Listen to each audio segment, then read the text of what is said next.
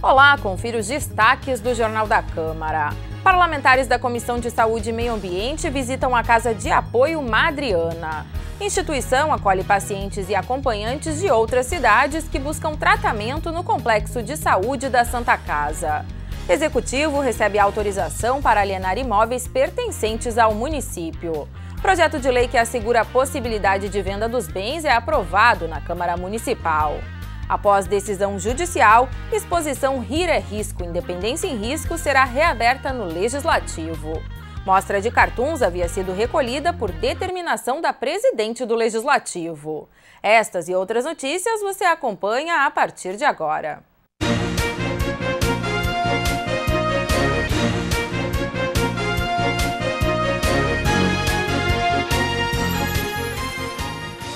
Parlamentares da Comissão de Saúde e Meio Ambiente visitaram nesta sexta-feira a Casa de Apoio Madriana. A instituição presta acolhimento a pacientes e acompanhantes de outras cidades que buscam tratamento no Complexo de Saúde da Santa Casa. O local funciona exclusivamente por meio de doações. Os parlamentares integrantes da comissão conheceram as dependências da Casa de Apoio Madriana e o trabalho realizado na instituição. O local acolhe pacientes e acompanhantes de fora da cidade que realizam tratamentos no Complexo Hospitalar Santa Casa. A entidade funciona por meio de doações e abriga os usuários em 60 leitos. A Casa de Apoio Madriana, ela é a casa de acolhimento da Santa Casa. Nós recebemos pacientes e familiares que vêm para tratamento na capital, mas não têm condições de se manter enquanto estão em tratamento. São, na sua maioria, crianças com mães, pais, né, que vêm para tratamento oncológico, para fazer uma cirurgia cardíaca ou então aguardar um transplante. Então, nós temos crianças que já estão aqui há 8 meses à espera de transplante. Hoje a gente oferece 60 leitos, mas a nossa meta é que esse ano a gente consiga ampliar para 80, né, para poder acolher mais pessoas que precisam. Durante os 3 anos de funcionamento da casa, 2.500 pessoas já foram acolhidas. 40% dos hóspedes são do interior do Rio Grande do Sul e o restante é proveniente de outros estados brasileiros. Miriam, há quanto tempo que tu estás aqui? 5 meses vai fazer. E da onde que tu és? Dom Pedrito. Nós estamos fazendo um tratamento contra o câncer que ela tem. Foi descoberto na coluna dela. E aí é um câncer raro, que só 2 no mundo tem. É um câncer, é bem difícil de falar o nome que eu não lembro, mas é um câncer que se espalha. Ela fez a cirurgia de 13 horas na coluna. Gosto de tudo que a gente faz aqui, tem televisão, tem tudo, os horários são bons. Eu gosto de estar aqui, muito bom. Eu acho legal. Tem bastante criança também, para conversar, para brincar. E de todo me tratam muito bem. Terezinha, quanto tempo então que vocês estão aqui na casa? Nós estamos aqui há 6 meses. E vocês são da onde? De Porto Velho, Rondônia. E o que vocês estão fazendo aqui agora? Então, nós viemos em busca do transplante pro meu filho, né? Aqui, nós ficamos na fila, esperamos 2 meses e agora ele já transplantou. Já está há 2 meses também transplantado. A gente fica muito agradecida, é muito bom. É o melhor atendimento que a gente tem, entendeu? Não só aqui na casa, né? Mas assim, pelos gaúchos, né? Nós fomos abraçados pelos gaúchos aqui, né? Viemos para cá e graças a Deus fomos abraçados por todos, né?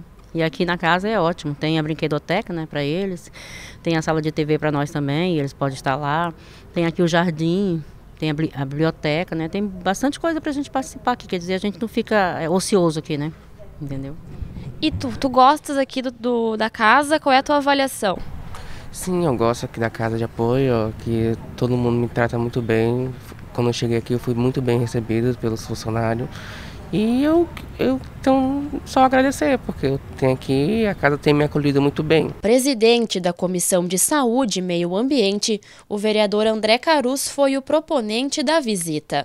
Além de elogiar o trabalho realizado pela Casa de Apoio Madriana, o parlamentar sugeriu alguns encaminhamentos por parte da Cosman. E é um trabalho que depende de doações, de apoio da comunidade, né, do setor privado, e nós queremos somar esforços nesse sentido.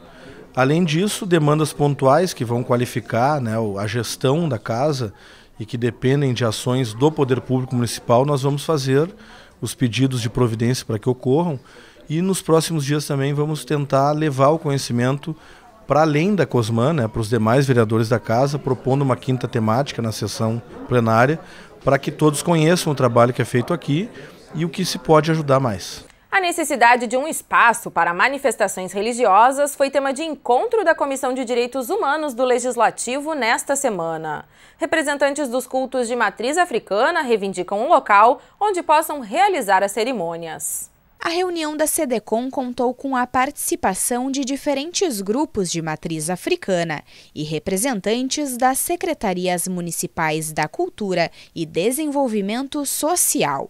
Membro do Núcleo de Direitos Humanos da Defensoria Pública, Mário Rengans destacou a importância histórica das religiões afro-brasileiras. Segundo o defensor, apesar da representatividade, as crenças ainda são marginalizadas. Por trás de todas essas questões, existe ainda no Brasil uma questão muito relevante, muito importante, premiada na nossa cultura, que vem de um racismo. E esse racismo se manifesta também na questão religiosa, sem dúvida alguma.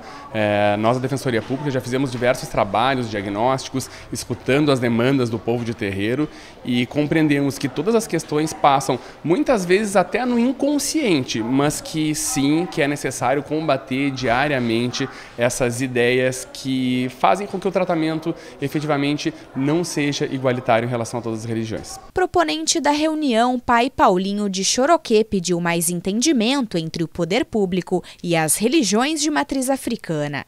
Segundo o Babalorixá, os praticantes sofrem com a insegurança e a falta de um ambiente adequado para os cultos. A gente precisa ter um espaço onde a gente possa cultuar a nossa religiosidade, a nossa ancestralidade e a nossa tradição. Principalmente porque nós não temos mais lugares para poder fazer os nossos cultos, como rio, como pedreira, como cachoeira, como mata, até existem, entendeu? Porque a Constituição nos defende e nos dá essa liberdade de culto, mas também não temos a segurança. Nós, em parte, a nossa religião vem sofrendo um momento que a gente está sendo comprimido num canto. Em resposta ao pedido de Pai Paulinho, o presidente da comissão, vereador Moisés Barbosa, afirmou que a Secretaria Municipal de Planejamento já está realizando um levantamento de possíveis espaços. A SEDECOM vai encaminhar um projeto indicativo à Prefeitura para formalizar a reivindicação. A gente vai recolher as assinaturas aí para fazer esse projeto de indicativo, mas a gente, através da SEDECOM, a gente já solicitou e a secretária Juliana já vem fazendo o levantamento das áreas que a prefeitura é proprietária, para ver se uma delas se encaixa, e a gente inclusive recebeu o convite aqui, nós estamos indo a São Paulo para também olhar, porque existe uma área lá que houve com sucesso entre a administração pública e as entidades. Há uma área que a gente tem conhecimento, que foi demonstrada aqui, que é um santuário. Então nós vamos lá em loco ver como é que se estabeleceu a parceria. A criação de uma lei específica para a realização de feiras orgânicas em espaços públicos de Porto Alegre é o principal objetivo da Comissão Especial do Legislativo que trata sobre o tema. Atualmente, as 8 feiras existentes na cidade seguem a legislação que regula a atividade dos vendedores ambulantes. Segundo Shivanandi, feirante há 25 anos no Bonfim, a prefeitura não tem feito o cadastro de novos produtores. De acordo com ele, o executivo sugeriu mudanças no processo de chamamento dos feirantes. Se questionou um possível processo de edital para ingresso, né? O que tiraria um pouco da autogestão, todo esse processo que há 30 anos funciona e dá certo nas feiras orgânicas. Então, até que isso se resolva, que tenha um encaminhamento positivo, as feiras estão trancadas, ninguém entra. Um feirante novo que tem a produção ou que plantou para a safra está tendo dificuldade de entrar. Conforme o Conselho de Feiras Orgânicas de Porto Alegre, atualmente os produtores são chamados por meio de associações cadastradas na Prefeitura. Segundo a coordenação do Centro Agrícola, vinculada à Secretaria de Desenvolvimento Econômico, em 2012, um grupo de trabalho construiu uma resolução para regrar o funcionamento das feiras orgânicas e ecológicas na cidade. No entanto, os produtores alegam que alguns aspectos inviabilizam a atividade no município, pois esbarram na legislação do comércio ambulante. Conforme Cláudia Saldanha, servidora do Centro Agrícola, o atual regramento é burocrático. Na questão da emissão dos alvarás, da questão da possibilidade de, no nome de quem, do CNPJ, quando um feirante deixa de estar ali por alguma situação, ele não pode mais, a possibilidade de passar para o filho que está ali junto com ele, que vem junto, ou um produtor que veio do interior, são 3 produtores que estão na banca, mas por uma questão de burocracia, aquela banca sai do teu nome, tu não pode mais vir. Para Emir, consumidor de produtos orgânicos e membro do Conselho de Feiras, a principal preocupação é com o pequeno produtor. Porque nas feiras ecológicas, diferentemente das feiras convencionais, são os próprios produtores que estão ali, né? As feiras convencionais, o que acontece? Tu vai na Ceasa, o feirante vai à Ceasa, adquire o produto e traz para a feira. Nas feiras ecológicas não, é o próprio produtor que está ali.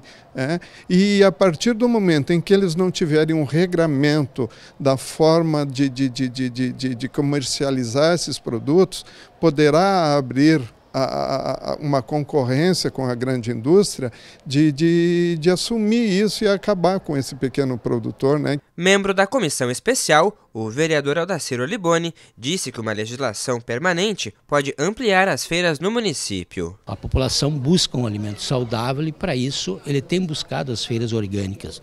Então a Câmara tem que se debruçar de uma lei que possibilite a segurança do consumidor e ao mesmo tempo a abertura até de novos espaços e a regulamentação destas feiras que existem na cidade, né?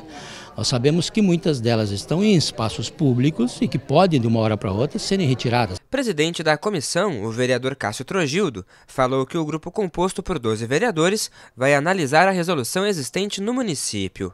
Além disso, os parlamentares vão examinar a sugestão de uma minuta de um projeto de lei entregue pelo Conselho de Feiras. Que se possa, então, ir apresentando para o conjunto da comissão esse trabalho e, quiçá, ao final a gente tenha um relatório que estabeleça uma proposta de projeto de lei aprovado pelos 12 vereadores aqui da comissão e que possa ir ao plenário já, então, garantindo pelo menos 1/3 dos vereadores e que lá no plenário a gente tenha a maioria dos vereadores apoiando o projeto de lei que possa, então, se reverter numa legislação permanente. E em sessão plenária, a Câmara de Porto Alegre aprovou o projeto de lei que autoriza a Prefeitura a alienar imóveis pertencentes ao município. Segundo o Executivo, a proposta deverá possibilitar novos investimentos na capital gaúcha a partir da venda de bens não utilizados pelo poder público. Um dos pontos que gerou mais polêmica no plenário foi quanto à listagem dos imóveis que serão alienados pela Prefeitura. Parlamentares que votaram contra a matéria criticaram a falta de uma relação dos bens para que o Legislativo pudesse fazer uma análise de forma antecipada. Nós achamos que a Prefeitura teria a obrigação de fornecer para a Câmara dos Vereadores e para a cidade de Porto Alegre quais são esses imóveis. São, segundo o próprio governo, 3.000 imóveis. Nós pedimos a lista, infelizmente o governo nunca forneceu. O que é grave, porque o governo tem essa obrigação e não cumpriu essa obrigação. A Câmara dos Vereadores não pode abrir mão da sua prerrogativa de autorizar a alienação de imóveis, de terrenos públicos. E o governo votou exatamente isso, votou a constituição de uma comissão que vai ter o poder de autorizar. E emendas que previam o envio da listagem a cada 6 meses foram rejeitadas. De acordo com o governo, o projeto já estabelece a prestação de contas a cada 4 meses. O Executivo fica comprometido de quadrimestralmente dialogar e repassar a lista dos imóveis, né, das áreas que vão ser feito a permuta ou permissão de uso, né, ou vendidas, né? E a emenda propunha em 6 meses. Então não tem necessidade da emenda no momento que no projeto de lei do Executivo já consta, né? Na sessão plenária de quarta-feira, o projeto recebeu 21 votos favoráveis e 10 contrários. Segundo o governo, a iniciativa deverá proporcionar novos investimentos na capital gaúcha. O município tem uma série de imóveis, de terrenos, de prédios que ele não utiliza. Então a ideia do governo é usar esses imóveis para arrecadar recursos e utilizar eles tanto na construção de moradias. E uma das possibilidades, inclusive, é construir um centro administrativo para o município, onde nós poderemos reunir os trabalhadores do município, os servidores, num único local, fazendo economia, além de criar um fundo que poderá ser usado em infraestrutura. Isso isso tudo com total transparência. Ainda na sessão de quinta-feira, os vereadores aprovaram projetos que autorizam a Prefeitura a contratar operações de crédito. Com a Caixa Econômica Federal, o valor é de até R$ 61 milhões para a construção de moradias populares. Com o Banco Regional de Desenvolvimento do Extremo Sul, o BRDE, o recurso é de até R$ 95 milhões para aplicação na área do saneamento. E a Câmara Municipal prestou uma homenagem aos 100 anos de Chico Stockinger. Austríaco, o artista que escolheu Porto Alegre como a cidade para morar, se tornou um dos maiores representantes da escultura no Brasil. Suas obras de arte podem ser conferidas pelas ruas da capital e também em outros países. Historiador de artes e biógrafo de Chico Stockinger, José Francisco Alves fez um breve relato sobre a vida do artista. Também apresentou as principais obras do escultor, entre elas a homenagem aos poetas Carlos Drummond de Andrade e Mário Quintana, em exposição na Praça da Alfândega. Como a cidade dele, né, que ele escolheu para viver, realmente há muitas obras ao ar livre dele, né, em prédios, edifícios, praças, parques, pela grande produção que ele teve aqui, né? E também muitas dessas obras ele doou à nossa cidade, né? Então, nesse aspecto, né, temos até um roteiro Stockinger na própria rua, né? As pessoas poderem conhecer ele pelos monumentos, né? Não é qualquer escultor que isso é possível, mas com Stockinger é possível, né? Pelas ruas de Porto Alegre, ver a sua grande variedade criativa que ele teve. José Francisco Alves lembrou que o escultor foi o primeiro diretor do Ateliê Livre de Porto Alegre e um dos idealizadores do Salão de Artes da Câmara Municipal, evento que ocorre até hoje no Legislativo. A homenagem na Câmara de Vereadores foi acompanhada pela filha do artista. É importante, a gente fica muito feliz que ele seja lembrado, porque toda cidade deve ter uma memória cultural, artística. Então eu fiquei muito feliz. E eu tenho a minha mãe ainda, que está viva. E ela também fica muito feliz e agradece as homenagens. A homenagem ao centenário de Chico Stockinger foi proposta pela vereadora Lourdes Sprenger. De acordo com a parlamentar, além de exaltar a memória do artista, a intenção também é chamar a atenção para a valorização e preservação da cultura. O Chico Stockinger, eu vi que não tinha nada na Câmara este ano e eles vão fazer uma temática com o Dr. Francisco, que já tem até um livro publicado, né? E é esse o sentido, é de preservar, de educar, de chamar a atenção, que nós temos uma cidade bonita, envolve o turismo, né? Traz mais recursos para a cidade, né? Que tu vai passar e ver uma obra tão importante que é deste artista que ultrapassou as fronteiras, né? As suas obras. Chico Stockinger nasceu em 7 de agosto de 1919 e faleceu em abril de 2009. A exposição Rir é Risco, Independência em Risco deve ser reaberta na Câmara de Vereadores após decisão judicial. A mostra havia sido encerrada no início de setembro por determinação da presidente do Legislativo. O trabalho, composto por 36 cartoons, faz críticas ao governo do atual presidente Jair Bolsonaro. A reunião contou com a presença da presidente do Legislativo, vereadora Mônica Leal, do PP, dos vereadores Roberto Robaina, do PSOL, e Marcelo Esgarbosa, do PT, além de cartunistas e representantes das entidades Associação Mães e Pais pela Democracia e Juristas pela Democracia. No início de setembro, a exposição Independência em Risco foi encerrada cerca de 12 horas após a inauguração. Segundo a presidente do Legislativo, vereadora Mônica Leal, as imagens seriam ofensivas ao presidente Jair Bolsonaro. A mostra contém 36 obras de cartunistas da Grafistas Associados do Rio Grande do Sul e foi proposta pelo vereador Marcelo Esgarbosa. Os desenhos deveriam ficar expostos aqui até o dia 29 de setembro. Depois de decisão da Justiça, a exposição deve ser reaberta na segunda-feira. Presidente do Legislativo Municipal, a vereadora Mônica Leal afirmou que respeita a liminar judicial e não irá recorrer. Porém, reforçou que a opinião sobre a exposição segue a mesma. Eu continuo com a mesma ideia. A exposição, como eu mesmo compartilhei com os cartunistas, com a parte jurídica, enfim, com os apoiadores, ela, na minha opinião, ela é desrespeitosa, ela é ofensiva. E ela não se propõe para esta casa legislativa. A Câmara de Vereadores, ela recebe exposições de história, de cultura, de memória, E se querem criticar, muito bem, mas não dessa forma ofensiva. Proponente da exposição na Câmara Municipal, o vereador Marcelo Esgarbosa agradeceu ao presidente do Legislativo pela recepção.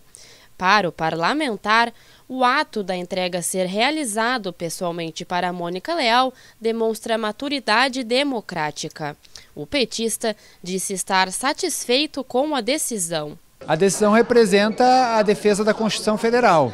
Eu acho que a presidenta Mônica, ela, num exagero da sua interpretação, ela se colocou como alguém que pode decidir o que as pessoas podem ou não podem ver. Ela considerou que ela, como autoridade nesse momento, é a pessoa que diz o que é ofensivo ou não. A decisão judicial, que agora repõe a exposição, retoma, digamos assim, uma normalidade democrática, e a democracia não combina com a censura. A mostra de cartoons será reaberta na próxima segunda-feira e permanece em cartaz até o dia 29 de setembro no saguão do plenário Otávio Rocha. A visitação é gratuita e pode ser feita das 9 horas da manhã às 6 horas da tarde. O Jornal da Câmara de hoje fica por aqui. Obrigada pela sua companhia. A gente se encontra na próxima edição. Até lá!